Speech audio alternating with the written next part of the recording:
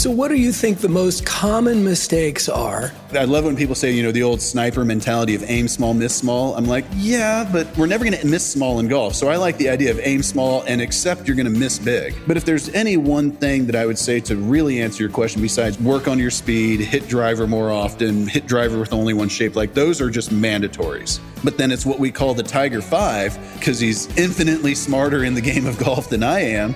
Tiger was getting frustrated with feeling like he was making the same mistake every day. But instead of laughing about it, he sat down and came up with the 5 things that were the most common mistakes he felt like he was making that were silly. And they are bogeys on par 5s, doubles, 3 putts, bogeys with 9-iron or less, and then what he called blown easy saves. And so Tiger somehow figured out that if he could keep those 5 mistakes to 6 or fewer per tournament, that he would win. Hi. This is Jim Nanstead from Louisville, Ohio, and I play at Windmill Lakes Golf Club. This is Golf Smarter number 930. The Tiger5, a cure for the most common round killers, with the creator of the Decade Golf app, Scott Fawcett. This is Golf Smarter, sharing stories, tips, and insights from great golf minds to help you lower your score and raise your golf IQ. Here's your host, Fred Green. Welcome back to the Golf Smarter podcast, Scott. Absolutely. Thanks for having me, Fred. Really looking forward to it. I am looking forward to talk to you again, too, because you were on a couple of years ago when you were first introducing, I think you were first introducing, pretty close, to me yeah. It was, the Decade Golf app. And it's made some tremendous advancements in those couple of years.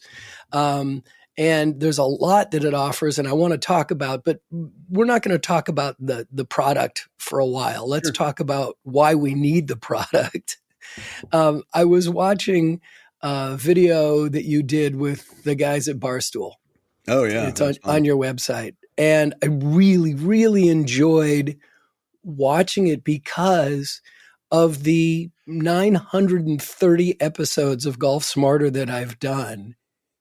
Watching this video was like, yeah, those are all the things that we talk, everything that this kid was like, his mind was blown about what you showed him. And his mind was like, oh you rocked my world and you changed my viewpoint of all these little nuanced things that he was doing. It's like, well, that's what we've been talking about here on Golf Smarter the entire time.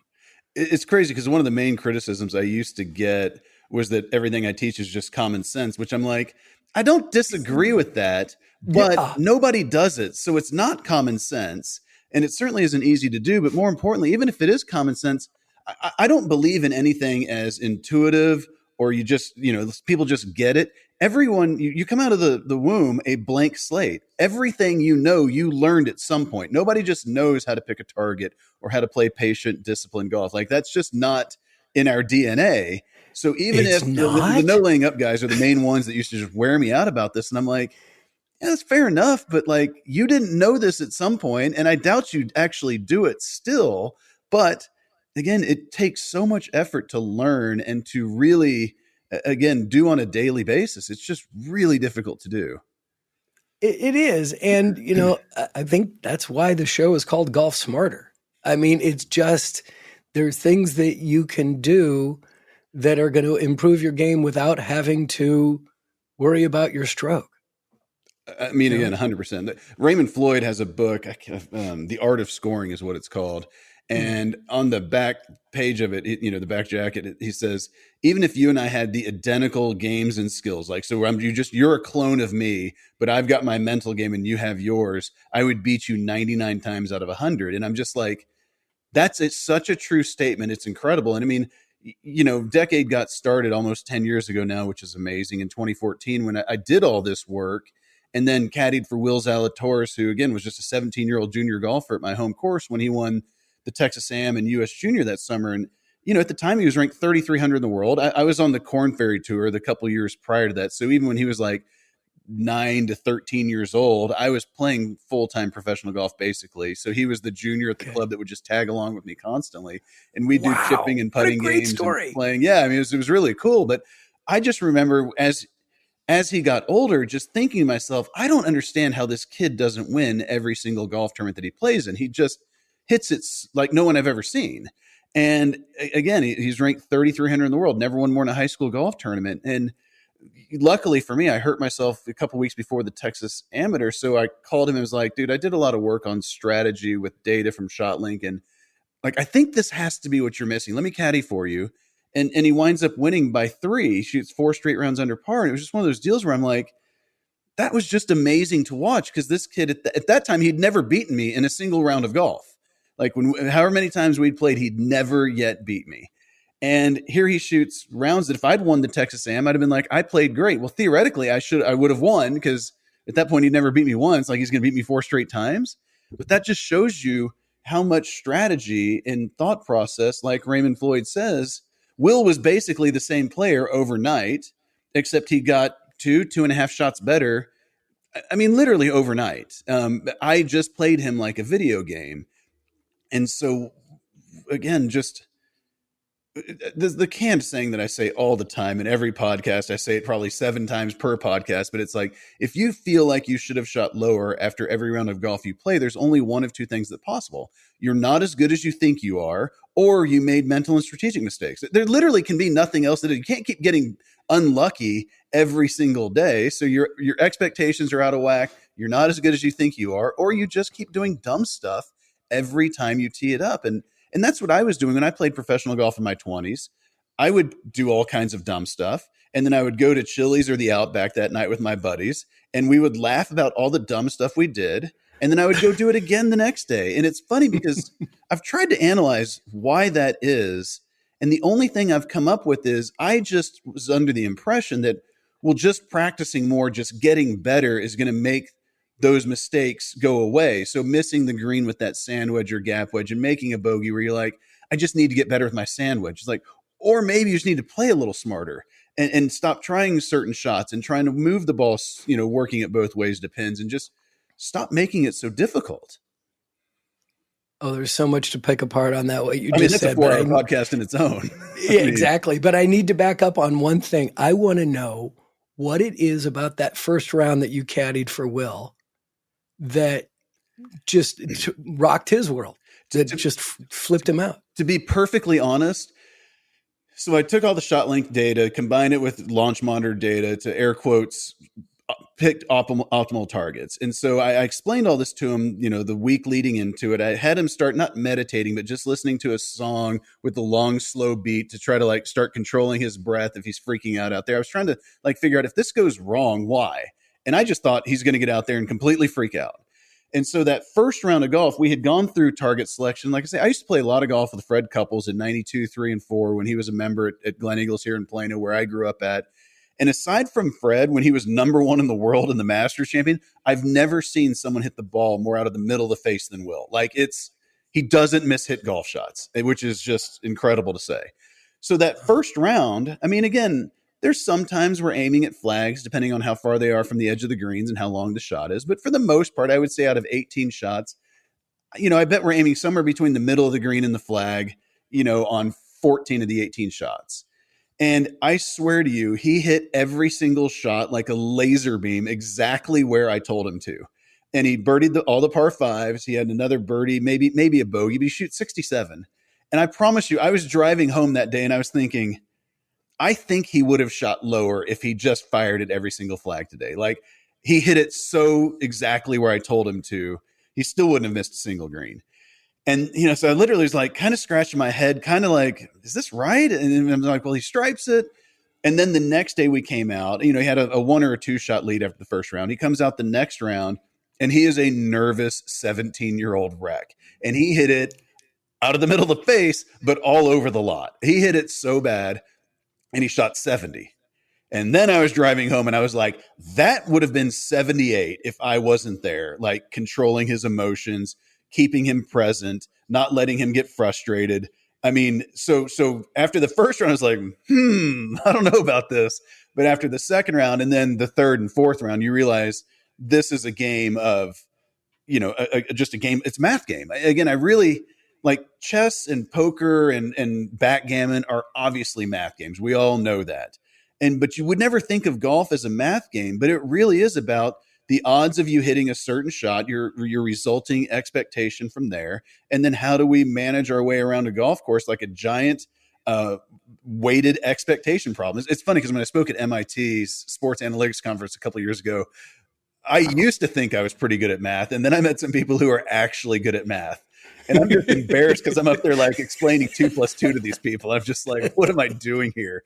But at the end of the day, it is that simple. Once you understand, I've got a 50% chance of hitting this shot or whatever. And well, that's not a high enough percentage. I need to find a different shot. It's like the one adage where I actually do strictly say a percentage is from the trees. If you can't pull the shot off that you're trying to 90% of the time, you need to pick a different shot. I mean, and the math is literally that straightforward. And it's funny because I did all this work independently on my own prior to Mark Brody's book coming out. And I actually didn't even remember reading this passage, but it was like a couple of years later. And we were actually having a lunch with David Ogren at the PGA show. And David was like, was there anything you two disagree on? And I was like, I doubt it. I mean, I was like, if we do, I bet Mark's math is correct. I'm letting my bias as a player say, well, I get it. That's how it works, but that's not really how it works. And Mark Brody kind of laughed. Mark's the inventor of the strokes gain statistics, a Columbia business professor, really smart, nice guy. Yeah. And he's like, honestly, if there's any one thing that makes me mad with Scott, it's that he doesn't give me credit for the 90% rule. And I was like, what do you mean? He's like, that's a chapter in my book. And I was like, I swear to you, I only read the data chapters. I didn't read the appendices or anything at that point. I didn't. And I've gone back and read them at this point. And I was just laughing. I was like, well, that makes sense. We both independently came up with the exact same answer. And that's, again, I know you talked about average golfers a lot at for your show. And it's just from the trees. Like, I don't care if you make bogey 100% of the time from the trees, but it's usually not that hard to not make double. And so once you're in the trees, people say like, well, you can get that shot back. Like, no, you can't. That shot's gone. You have an opportunity to regain that shot, but you have to do something special to regain it. We still just have to make mathematically correct decisions from there. It's like if you've gone all in on your last hand of blackjack and you get an 18 and the dealer's showing a 20, that doesn't mean the math changes and you hit on it because you're like, well, I don't want to go home with nothing. Like, you still do the correct thing. And that's, again, the math is just so straightforward. It's crazy sometimes. Amazing. We're going to take a time out. We'll be back to talk more with Scott Fawcett about decade golf, among other things, and playing smarter golf right after this.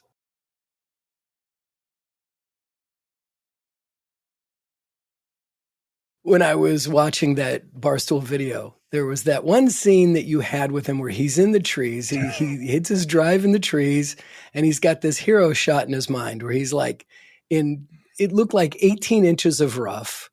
The ball's at the bottom of it. There's trees with low-hanging leaves everywhere. And he's got this little opening way out in front of him that he sees going, okay, I see an opening. Now, he didn't calculate the trees. He didn't calculate where the ball was sitting or anything, but he's like, oh, I got this shot. And you're like, no, you don't. You don't even try it. And it brings me back to one of the lines that we've used on Golf Smarter almost from the beginning. And I got this from a listener, and I use it so often and remind myself so often, which is, don't follow a bad shot with a stupid shot. There's a saying that I love that's if you find yourself in a hole, stop digging. And it's just like that shot with Frankie was, I'm not kidding. That particular shot, Tiger could have sat there all day and not pulled off the shot Frankie, a 14 handicap, was going to try. And I'm like, this isn't even where doubles come from. This is where triples and higher come from. I get it. It's a reachable par 5. I sure wish I was in the fairway, but you're not. So what people don't really understand is if we've got to keep it under a tree that's 30, 40 yards away, well, A, that's an extremely low launch angle to begin with. But we've got to get the ball up above the rough and then keep it down. So like you have to get it above the rough almost immediately because otherwise it just gets tangled up. And we've all hit that shot where just putters 20 yards, if that, ahead of you. And now you basically have the exact same shot again. And it was just crazy to sit there and watch this guy. Like, I was just trying to be quiet because I'm like, surely No, he's you going to weren't. figure out that's not the shot. I was just sitting behind him And like, he didn't. I think he's about to say that's the shot. And he did. And it was just, what was funny is I had him obviously chip it out. And Yeah, so you had him do the shot that like, no, do this shot. Just get yourself in the fairway first. And then you gave him the opportunity. It's like, go ahead, try it. Do it. Here, I'm dropping a ball for you. Go for it. And because he's having to try to keep it so low, he's like leading with the heel more. Like a lot of people when they're trying to deal off the club, they lead with the heel instead of like how like a DJ or somebody would be turning it down with that lead wrist. So you're still presenting the face square, but just with less loft. And he's leading with the heel and he just cold shanks it further into the junk. And it was like, that was the best outcome you got. Because at least now you're over there further right where you can try to go up over the trees from there. Like that was, and then here's the other thing too. Still in the rough. Even if he pulled the shot off, he was going to have like, I don't know, 170 or something left. But by chipping out to where we had him chip out, he had like 220, which again, I get it. There's a difference in 170 and 220, but it's not nearly enough to offset leaving it in the trees ever. I mean, again, that's the 90% rule that we were just talking about in the first segment. There's just no, A, he would never pull it off, but B, you're typically trying to get it a little 40 yards closer, but it just doesn't even matter. Unless you can get it up and around the green, it almost doesn't matter. I mean, the difference on the PGA Tour from 80 and 120 yards is a tenth of a shot. Like it's just nothing. And so here's a 40-yard difference. And so like hitting a lob wedge from 80 feels a lot easier than a gap wedge from 120 or whatever it is for you. But it's just not. It's just not that much easier until you can actually get it up there chipping, which again is why I talk so much about especially on short par fours where people tend to lay off and they're just like, well, I'm just going to get a 3-wood out there in the fairway. And it's like, get it as close to the green as you possibly can. Absolutely. Yeah. Get it in the fairway if you can, but get it as close to the green as you can. It's not necessarily hitting all fairways, right? Well, the fairways, you can make shots. Yeah, the fairway's going to jump in the way of a few shots accidentally. I mean, and again, that's where you play super aggressive off the tee, and then you reassess. If you happen to hit the fairway, well, then that's going to be, we can play a little bit more aggressively from here. But if you're just laying back, I mean, again, when Brooks won the, I don't remember if it was the PGA or US Open at Bethpage, he gets up there on, he either makes like a birdie or a par on 17 to have a 1-shot lead or maybe a 2-shot lead. I think he had a 2-shot lead on 18T. And Faldo said, we'll see if he keeps aggressive here or if he plays a little bit smarter and a little bit more conservative by going with an iron off the tee. And it's like, the fairway's 22 yards wide where a 2-iron's going. Like you're not hitting that. Honestly, you're not hitting that much more than 65 or some odd % of the time. Like you're just not hitting that much. And the funny thing about Bethpage is the bunkers don't have lips for the most part.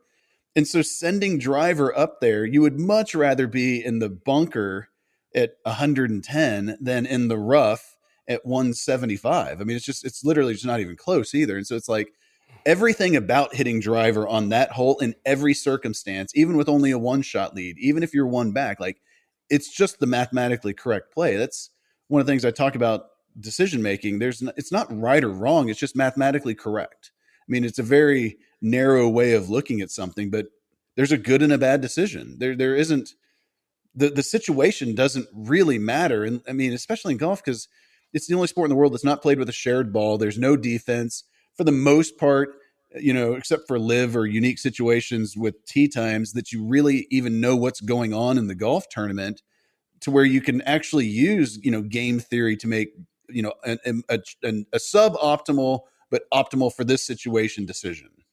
Like in poker at the final table, I can play very suboptimal, but I'm making optimal decisions based on the status of the tournament. I can see what everyone's doing. I can do certain things. I asked Zalatoris after the Masters that first year when he finished second as a or not even a Korn Ferry member, as a non-anything member. And when Hideki hit it in the water on 15, Will was on 17T. Like he's right there, but he couldn't see that it went in the water. And I'm like, what are you doing there? And he's like, I have no idea if that ball's wet, if it's up.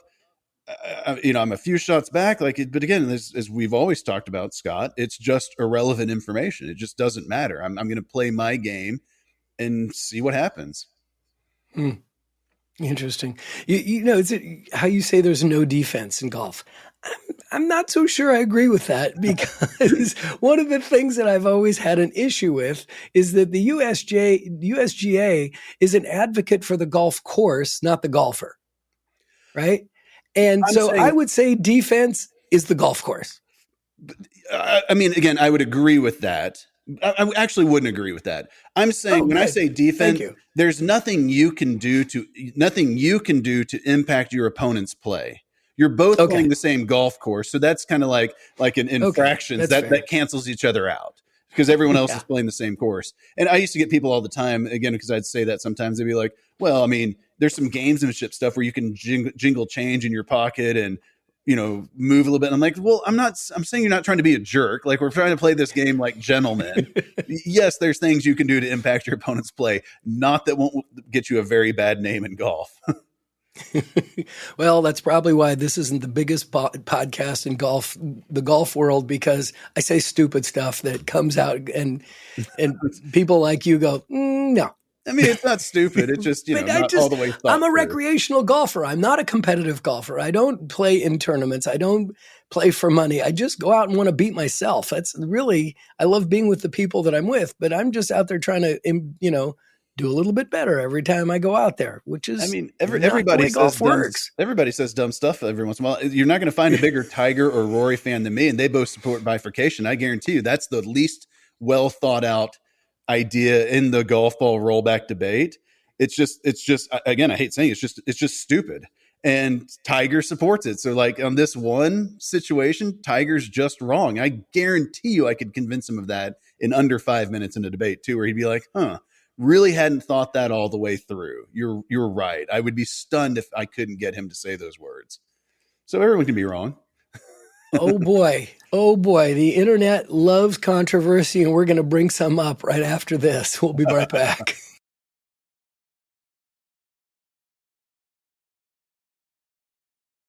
All right, you brought it up. I didn't. Bifurcation.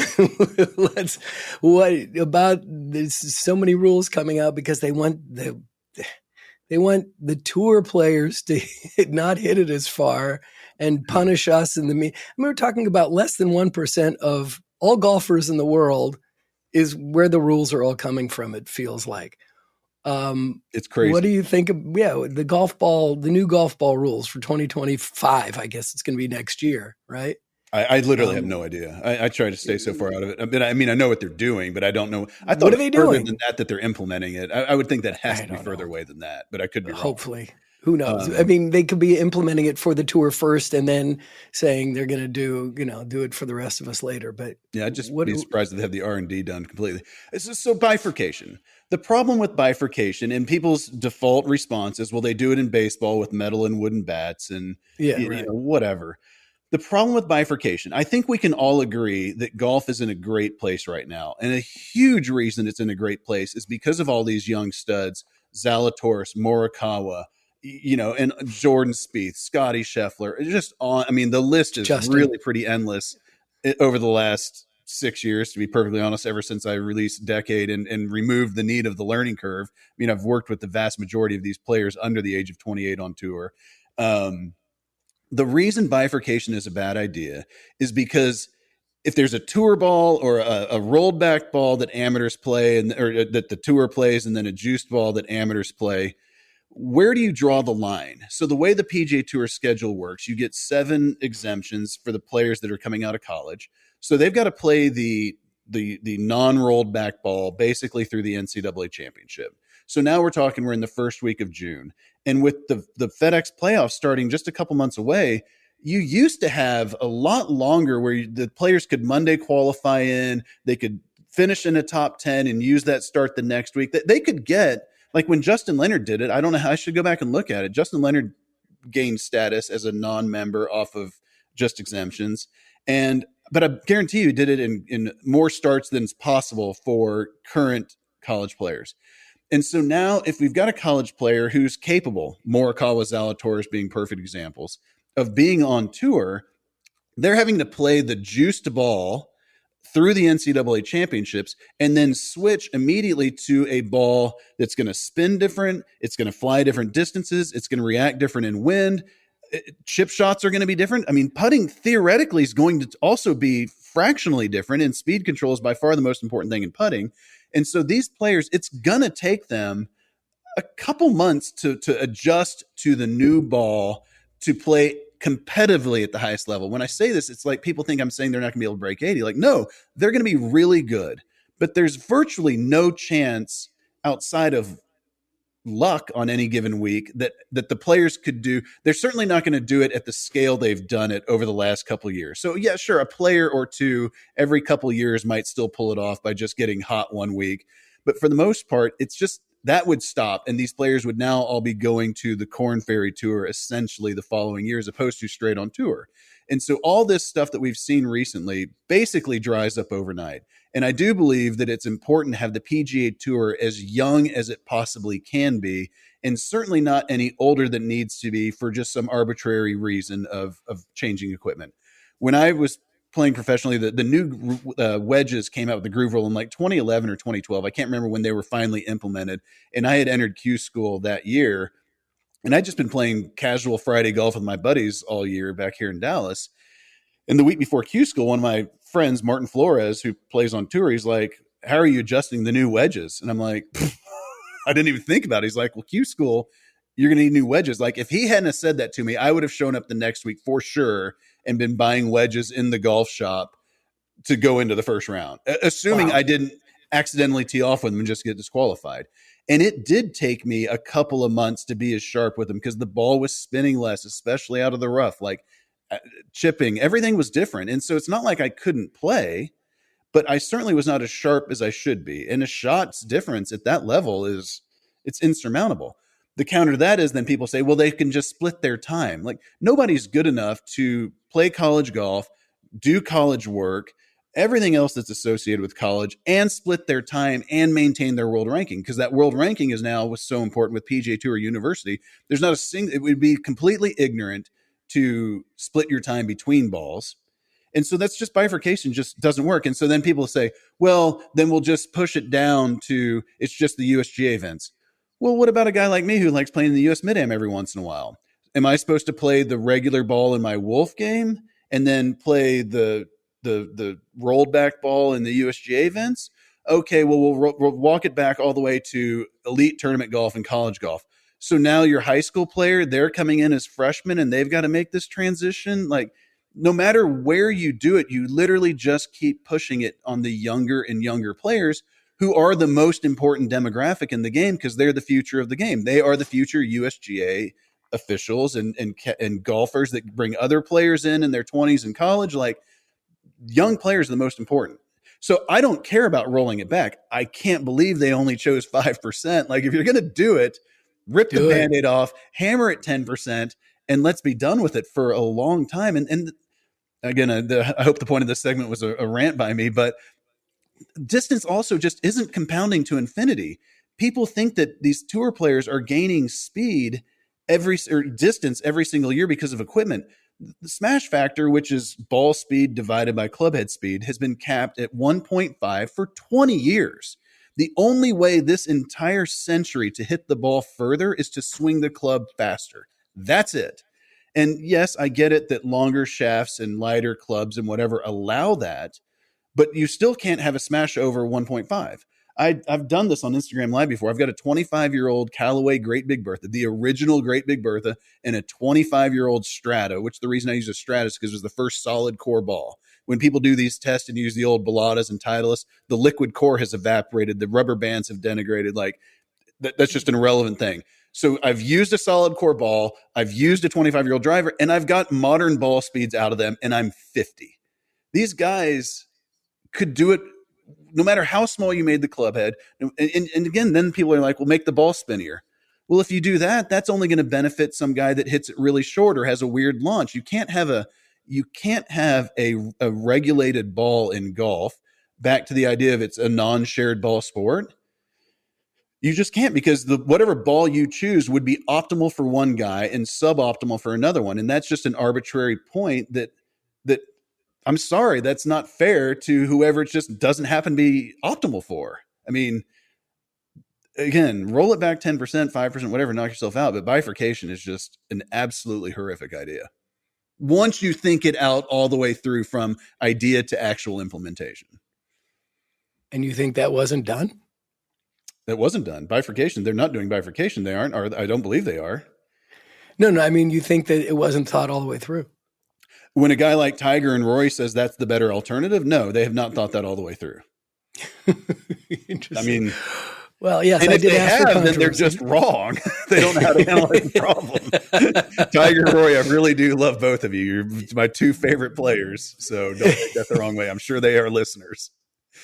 Well, I asked for controversy, and you talk about how the young players are the most important for the PGA Tour.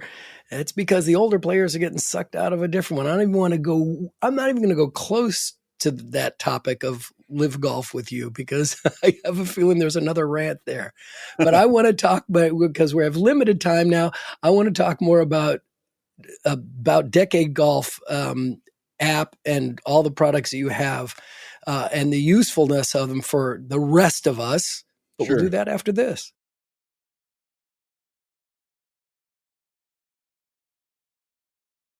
I get the sense that most golf instructors are teaching people how to hit a golf ball, but very few golf instructors, and I think it's mainly because of opportunity, are teaching people how to play golf. I have a feeling you're going to tell me there's a really big difference between the two. The best instructors, and it's unfortunate because this is kind of a chicken or the egg situation, but the best instructors for the most part are at very high-end clubs. And the reason that's important is because there's just less play. So Cameron McCormick, I used to do some work with him and his players way back when I first started doing this. He was working with Zalatoris at the time. And so I went, because Kramer Hickok's a guy that I've worked with since he was a little kid. And I went and watched a lesson with him, and Cameron just gets him out, and they hit balls and they work on their swing, and then he gets them out on the course, and he talks through very well situations and how to think of this shot. And again, he's a great instructor. So he's very good at getting players out on the course, but that's really only possible at a super high-end place. It's not like you can if you just go get a tee time in the middle of a place that's playing in 4.5 hours, like that's a 2.5 hour, 9 holes, let alone hitting any balls beforehand or anything like that, becomes a very inefficient use of everyone's time and money. Great point. And so unfortunately, it's just really difficult to get out on the course with players as often as you need to. And I'll have parents literally all the time that'll complain to me about their kids' instructors, just like, Bob's not getting out on the course as much as he needs to with my kid. I'm like, well, did you give him $500? His rate's $250 an hour. Well, that's ridiculous. Like, I don't disagree with that, but do you do legal work for half price for whatever reason? Like, I highly doubt it. They expect them to come. Well, they didn't come watch my kid in a tournament to really see how he plays out there. I'm like, well, now you're talking 6 hours. Like, this kid has mouths, this guy has mouths to feed also. It's just, the game it's the only sport in the world that's not taught on the field of competition. Where's a basketball lesson? Are they doing it just in a gym with no hoop and no lines, no tennis court with no net? Like, golf, it's just a different sport because of how large the playing field is. And so it really is just impossible to get out on the course as much as you need to. And back to your question about the Decade app, that's the point of the Decade app. And it's funny because Zalatoris obviously is the first player I worked with. DeChambeau is the second player, because the SMU coach came up to me and said at the U.S. Amateur that summer after Will won the junior, and he's like, I don't know what you're doing with Will right now, but I think it has something to do with strategy. I've got this player, Bryson DeChambeau, that I can't get him to play the game, air quotes, correctly. And, with a little more patience and discipline. Bryson, when he was in college, thought, if it's my week, it's my week. I am firing it at every single pin. And he's ranked 57th in the world. I mean, I literally created the Decade seminar for Bryson, because the coach at SMU, Jason Enlow, said it's got to be done indoors. Otherwise, you're a third paid coach.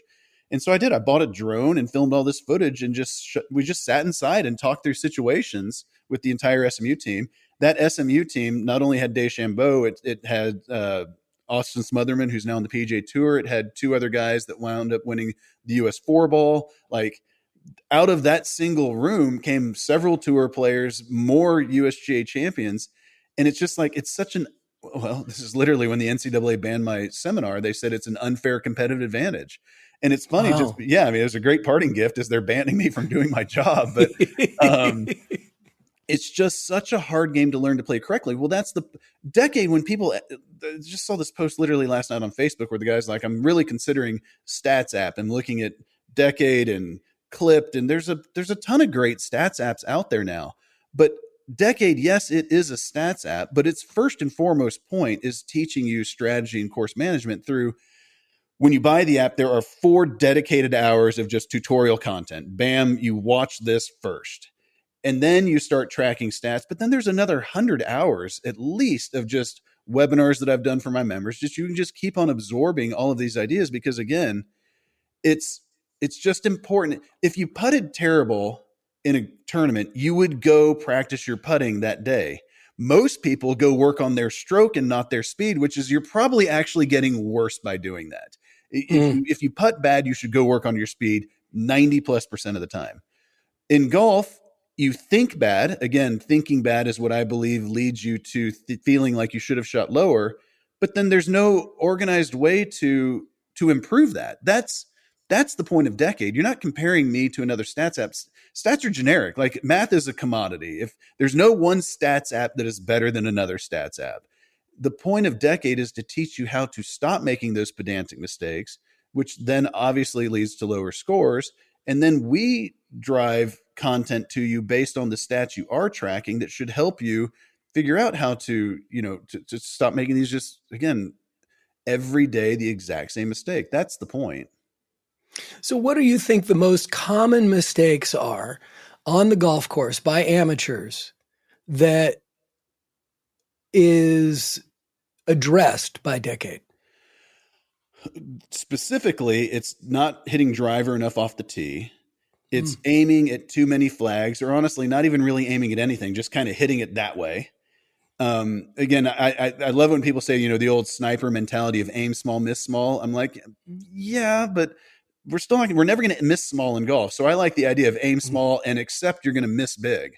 And that's the whole point of getting strategy in there. But if there's any one thing that I would say to really answer your question, besides just these concrete, work on your speed, hit driver more often, hit driver with only one shape, like those are just mandatories.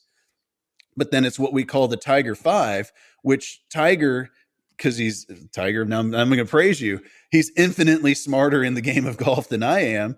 Tiger, when he was in his early 20s and first playing professionally, he was getting frustrated with feeling like he was making the same mistake every day. But instead of laughing about it with his friends at Chili's, he sat down and took notes. Like, why do I feel that way? And I guarantee you those notes weren't because I should have gotten a better look at birdie with this 4-iron to a back left hole location. So after tracking these things for, I don't know, 6 months or a year, however long it was, I really want to ask him that someday. But how long did you think about this? He came up with the 5 things that were the most common mistakes he felt like he was making that were silly. And they are bogeys on par 5s, doubles, 3 putts. He tracked bogeys with 9-iron or less, which I tell females to track bogeys inside 130 and men bogeys inside 150, just because everybody hits their 9-irons different distances. And then what he called blown easy saves, which is subjective to Tiger's opinion. And so I tell people to just track how many times do you 2 chipping around, which those 5 things, it's not no 3 putts. It's not too many 3 putts.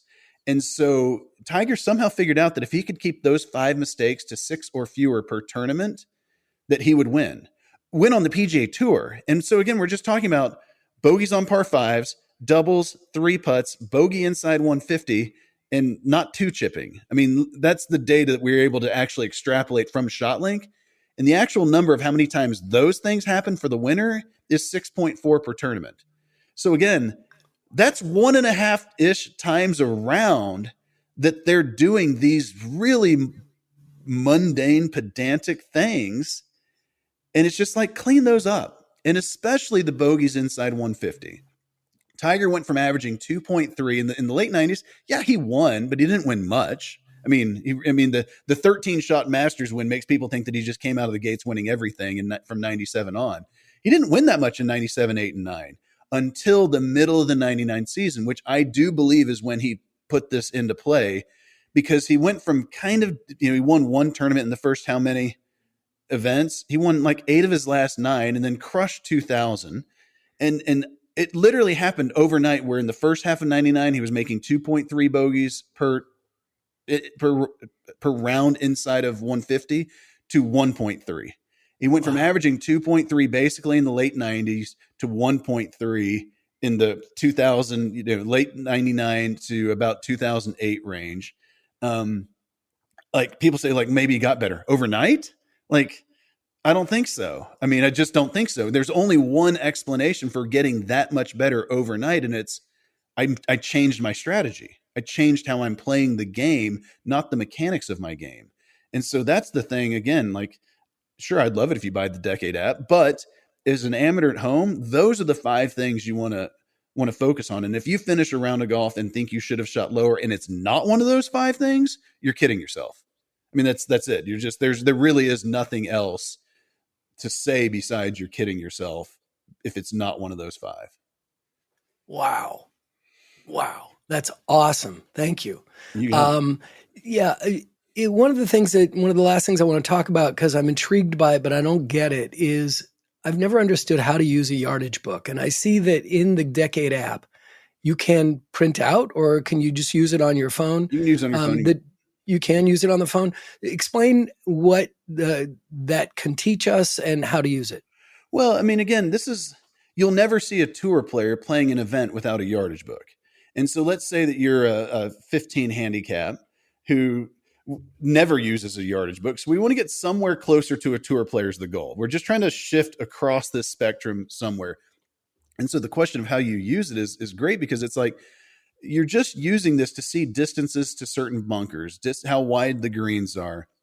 There's just a number of different things that you can use a yardage book, especially the Decade yardage book, because we tell you how wide the fairway is at different distances. We tell you the lip of this bunker is this far to the front edge of the green, which again, most of us use lasers at this point, so that's not quite as necessary.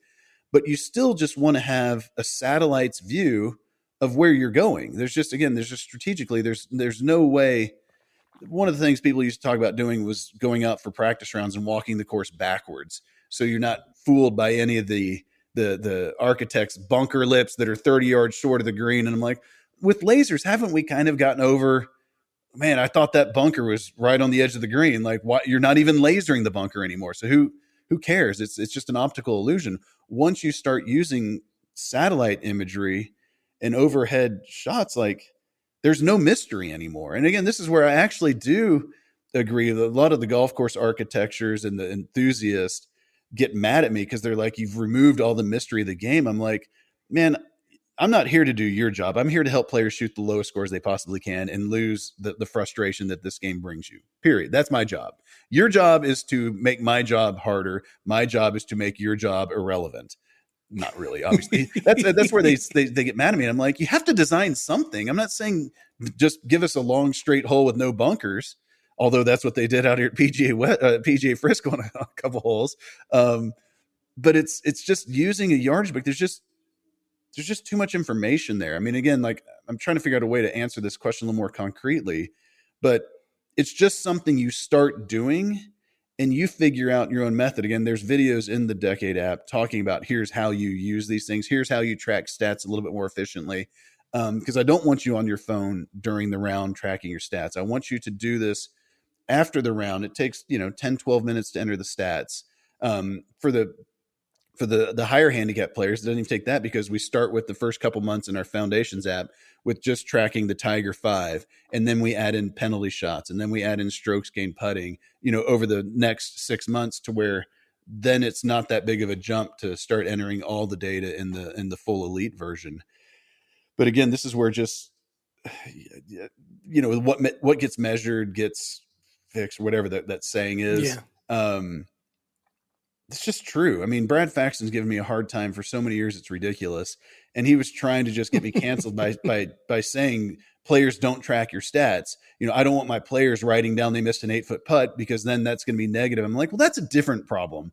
We can address that also. But how do I know if missing an 8-foot putt is bad? Maybe you missed one, but you make a bunch and you're at 55%. Like, that's great.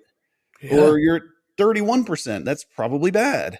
I mean, but you just don't know. And I use with the 50 tour players that I work with, I use the stats and data to illustrate to them they're not as bad at something as they think they are, at a 10 to 1 fold more than I use it to say this is what you need to work on. Because again, back to expectation management, back to mindset. If you miss, I mean, I won't name the tour player, but I've watched this tour player pout for 15 minutes on the 14th tee at TPC Craig Ranch here during the Byron Nelson a couple of years ago, because they're waiting on the tee after he just missed like a 20-footer. And he's just got his head down and his full-on mad face for 15 minutes waiting for his tee shot. And I'm like, something's up here. There's no way that missing a 20-footer, I go look at it, and he had basically missed 5 straight 20-footers. Well, 20-footer on tour is 15%. Yeah. That's not interesting. It's just not interesting to miss 15% things in a row. Get to about 12, and now I'm starting like, wow, that's really surprising. You're kind of due to make one at some point. Maybe we need to work on this. But for the most part, nobody's as bad at something as they think they are. And I don't want that player sitting there being mad for 15 minutes. I want him sitting there thinking about the next shot at hand or just chatting with his buddies. Like, there's just no reason to dwell on the negative things that have already occurred. Phenomenal. All right, real quickly before you have to run out here, tell us how to find you online, social media, and get the app. Does it work for both iOS and Android? It does. Okay. At this point, you can just go to decade.golf. We finally have matured as a company and actually have our domain working. We've been at birdiefire.com because I partnered with a legacy stats app to make that part of the programming easier. I quit Twitter because it's the most toxic cesspool on the planet. I suggest everybody that's listening quit Twitter also, because it's just awful. I'm at we're getting political. Not political. That's just factual. And then on Instagram, I'm at decade_golf. Okay. Excellent. One quick last question. What about these tags that you put on your clubs, like Arcos and ShotScope? These things that track this information for you? I don't think they're good. There's a number of logical fallacies that they make by saying, hey, here's the average. Here's how far you hit all of your 7-irons. Well, was I hitting it softer? Was I flighting it? Was I turning it? Was I into the wind? Into the wind hurts more than downwind helps. There's just a number of different things. The only thing you can really do to figure out how far your 7-iron goes is get on a range with a launch monitor and the ball you actually use and hit 20 or 30 shots. Figure out your carry number. That's the only thing that matters. And then again, you use the information that Decade teaches you to figure out how to adjust that for any given shot that you're about to hit. So I do think, and it's why they all fail. I mean, there's been a number of them that have come and gone. It's because people get it and they're like, oh, this is really cool. And then after about a month, they're like, whatever. It's just that they make a number of logical fallacies I do not agree with. Again, I'm more than comfortable saying, sure, the strokes gain data that they give and other stuff is great. I mean, again, it's math is a commodity. But the logical mistakes they make are so blatant and obvious. I just don't understand how they haven't changed them, other than the fact it's what they've hung their hat on. They can't change them at this point. And non-military GPS is not accurate enough to tell you how long a putt was. It's not accurate enough to tell you when you're just barely in the bunker. Were you in the bunker? It's accurate to them like 6 or 9 feet. If you're near the rough or the fairways. So there's just a ton of data. I don't know how they do it. I've never bothered looking because I don't care. But there's no chance the data does not have to be cleaned up after the round, which makes it kind of like, why not just enter the data and not screw with all of that in the first place? Yeah. I really do believe Excellent. That. And I don't like just bashing air quotes competitors, but I do think that all of the devices are highly flawed. Fascinating. Well, listen, I promise it's not going to be 5 years till you come back on the show. It's just too much fun. You have too many opinions and too much knowledge to share that we need to take advantage of. Scott, I appreciate it's been great talking to you. Thanks so much for coming on. You too, Fred. Thanks. Well, it's been a unique experience to provide you with updates to my physical issues that I've been dealing with the last few months. And to those of you who live in weather-battled Midwest and Northeast, I apologize for complaining about not playing over the winter due to injury. I just can't imagine not having access to reasonable golf conditions for most of the calendar year. Anyway, I'm happy to report that there has been some progress and relief because I've amped up my resistance and flexibility workouts to strengthen my tennis elbow. For longtime listeners who remember our sponsor, Dynamic Golfers, the daily workout, I'm still doing those each day as well. I just love it. And lastly, I did have an MRI, and it showed some moderate narrowing around the nerve on the left side of my neck at the C5, C6 level, for those who want the technical information. And thankfully, physical therapy will work as surgery isn't required. Yay. That's all good to know because coming up in March, I've scheduled to go to Atlanta. And if all works out, we'll be playing 18 holes with our friend Dr. Bob Jones IV. And while there, we'll record an episode together and hopefully some video for our annual episode talking about the Masters and Bobby Jones with his beloved grandson. I want to give a shout out to Jim Nanstead of Louisville, Ohio, for being this week's Golf Smarter ambassador. Jim plays at the Windmill Lakes Golf Club, and I'm so happy to hear that it's Windmill Lakes, because if it were Windmill Golf Club, then I would be highly suspicious of being punked by someone who plays at a miniature golf course. Hi, I play at Clown's Mouth Golf Course. Really? Either way, Jim has received free access to Tony Manzoni's video of the Lost Fundamental, and you can too. I invite you to become a Golf Smarter ambassador with the incentive of getting a choice of 3 great gifts for your effort by telling us where you're from and what legitimate golf course you play. Like Jim, you can choose Tony Manzoni's video of the Lost Fundamental. From redroostergolf.com, you can select a glove and glove storage compartment from the company that offers a unique glove subscription service. And our third and newest option for you to choose is an 8-pack of Flight Path golf tees from flightpathgolf.com. You really need to try these out, so write to me directly, and I'll send you some simple instructions on how to record an episode opening that takes less than a minute.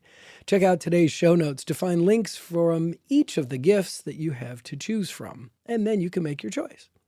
Hopefully you're following us on social media at Golf Smarter to get daily video highlights, tips, and insights from our featured guests on both Golf Smarter and Golf Smarter Mulligans. And you don't have to follow on every platform because each post goes to YouTube Shorts, TikTok, Facebook, Instagram, LinkedIn, and I still have trouble calling it X. I'm just going to call it Twitter and be done with it. If you have any questions, comments, suggestions for upcoming episodes, or want to join our list of Golf Smarter ambassadors who've received that free gift, write to golfsmarterpodcast@gmail.com or click on the Hey Fred button when you visit golfsmarter.com.